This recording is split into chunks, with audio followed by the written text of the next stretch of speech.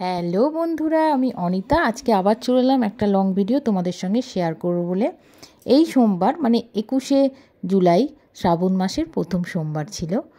তো সবাই তো পুজো করেছো জানি, সবাই ভিডিওও দিয়ে দিয়েছো। আমার ভিডিওটা দেওয়া হয়নি, একটু লেট হয়ে গেল দিতে।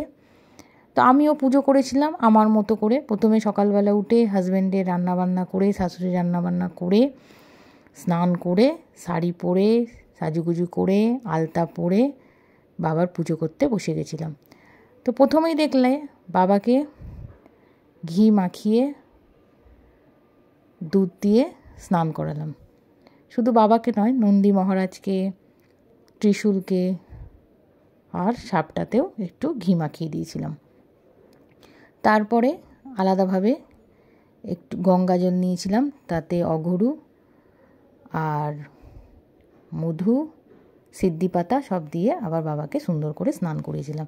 যেহেতু দুধ দিয়ে করেছি, একটু আঠা আঠা হয়ে যাবে, ভালো করে সব মিশিয়ে স্নান করিয়ে দিয়েছি। আমি প্রতিদিনই ভোলেনাথের পুজো করি, সোমবারটা একটু ভালো করে করি, মানে ফল মিষ্টি দিয়ে। আর শ্রাবণ মাসটা পুরো 1 মাস দুবেলাই করি। যাই হোক, বাবাকে স্নান করানো হয়ে গেল। তারপরে সুন্দর করে পুজিয়ে বাবাকে আসনে বসালাম। তারপর একটু চন্দন দিয়ে দিলাম, চন্দনের ফোঁটা সবতেই দিয়েছিলাম, ত্রিশূলে, সাপে, নন্দী মহারাজের। চন্দনটা শাশুড়িমাই পেটে দিয়েছিল। সব কিছু জোগাড় শাশুড়িমাই করে রেখেছিলেন। উনি সকালে পুজো করে আমার পুজোর জোগাড়, আমার হাজব্যান্ডের পুজোর জোগাড়, মন্দিরে যাওয়ার পুজোর জোগাড় সব জোগাড় করে রেখেছিল বলে পুজোটা একটু তাড়াতাড়ি দিতে পেরেছিলাম। আর ভিডিওটাও কিন্তু আমার শাশুড়িমাই তুলছিলেন, কারণ হাজব্যান্ড তো তখন অফিস যায় বলে স্নান করছিল। যাই হোক, বাবাকে চন্দন লাগিয়ে দিলাম। তারপরে একটা বেলপাতা নিয়ে তাতেও চন্দন দিয়ে বাবার মাথায় দিলাম। যেহেতু সেদিনকে ঘি মাখিয়েছিলাম বলে বেলপাতাটা কিছুতেই থাকছিল না, পিছলে শুধু পড়ে যাচ্ছিলো। যাই হোক, বাবার নামও নিলাম, বেলপাতাটা তারপরে থাকলো। এরপরে বাবাকে সুন্দর করে ফুল দিয়ে তো সাজাতে হবে, তাই না? আমার একটু ফুল দিয়ে না সাজালে ভালো লাগে না। 2 রকম মালা এনেছিলাম, একটা আকন্দ মালা, একটা মতিমালা। আকন্দ মালাটা দিয়েছিলাম মন্দিরে, আর মতিমালাটা ঘরে দিয়েছিলাম। যেহেতু আকন্দ মালাটা একটু বড় হয়, তো ওটা মন্দিরে শিবলিঙ্গটা বড়, আর মতিমালাটা বেশ সেট ভালো হয় আমাদের ভোলেনাথের জন্য, একদম ঠিক। যাই হোক, সেটাও সুন্দর করে পুড়িয়ে দিলাম। তারপরে দোপাটি ফুল ছিল সাদা, সেটা দিয়ে সুন্দরভাবে সাজিয়ে দিলাম। ও তার সঙ্গে দিয়েছিলাম ধুতুরা ফুল আর কাটা, কারণ বাবার তো খুব পছন্দের ধুতুরা ফুল, কাটা, আকন্দর মালা। আমি যেহেতু মন্দিরে আকন্দর মালা দেবো বলে আমি একটাই এনেছিলাম। সেদিন তো বাজারে আকন্দর মালাই পাওয়া যাচ্ছিল না, যাও পাওয়া গেছে অনেক দাম বেশি। যাই হোক, বাবার জন্য তো আনতেই হবে, দাম যতই বেশি হোক, বাবার পছন্দের জিনিস। তারপরে সাজানোর পরে বাবাকে দিলাম আতপ চাল। আমি 7খানা দিই, বিজোড় দেওয়াই ভালো। আমি তো নিজের মনের মতো করে পুজো করি, তাই 7খানা একদম ভালো বেছে গোটা গোটা বাবার মাথায় দিয়ে দিলাম, আর 7খানা কালো তিল দিলাম। এটা আমি প্রত্যেক সোমবারই দিই, ওই জন্য আমার সব কিছুই ছিল, আমাকে এক্সট্রাভাবে কিছু কিনতে হয়নি শ্রাবণ মাসে সোমবারের জন্য, যেহেতু প্রত্যেক সোমবারে দেওয়া হয়। এরপরে একটু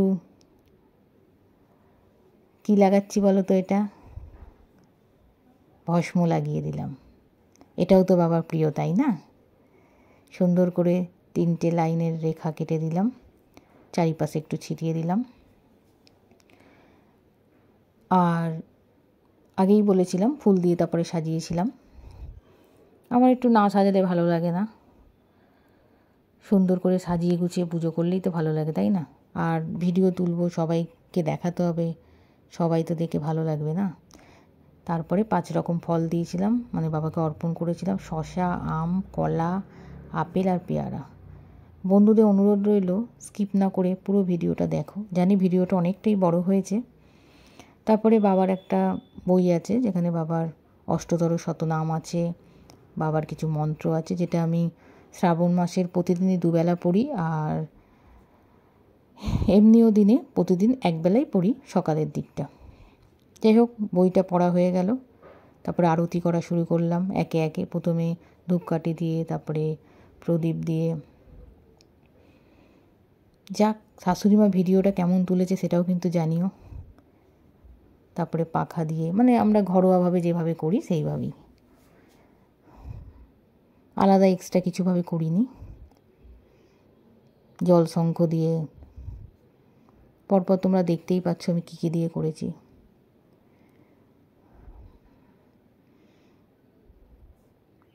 তোমরা কে কীভাবে পুজো করেছো আমি কয়েকজনের ভিডিওতে দেখেছি, আর যারা এখনও ভিডিও দাওনি দিও, অবশ্যই দেখব। তারপরে একটু পুষ্প দিয়েও আরতি করলাম। ধূপকাঠি তো আগেই দিয়েছিলাম, তারপরে মোমবাতি দিলাম। একটা মোমবাতি দিয়েছিলাম ঘরে, আর একটা মোমবাতি মন্দিরে দিয়েছিলাম, আমি একটা, হাজব্যান্ড একটা। এরপরে পঞ্চমীর প্রদীপ দিয়ে আরতি করলাম। সব শাশুড়িমাই রেডি করে রেখেছিল, কারণ এগুলো রেডি করতে, পুজো করতে কিন্তু অনেক সময় লাগে। পুজোর কাজ অনেক বড় কাজ, সবচেয়ে বড় কাজ আমাদের সংসারের। তারপরে একটুখানি ধুনো দিয়ে দিলাম, কারণ বাবার তো ধুনো খুব পছন্দ, তার সঙ্গে বাবার কর্পূরও খুব পছন্দ। শেষে কর্পূর দিয়ে আরতি করলাম, আর সাথে সাথে আমি ঘন্টাও বাজাচ্ছিলাম। সাউন্ডটা দিইনি আমি, প্রণাম করে নিলাম। লাস্টে সবশেষে কাসুর বাজালাম, আর শাশুড়িমা শঙ্খ বাজাচ্ছিলেন। আমি শঙ্খ বাজাতে অ্যাকচুয়াল পারি না। পুজো আমার কমপ্লিট হয়ে গেল।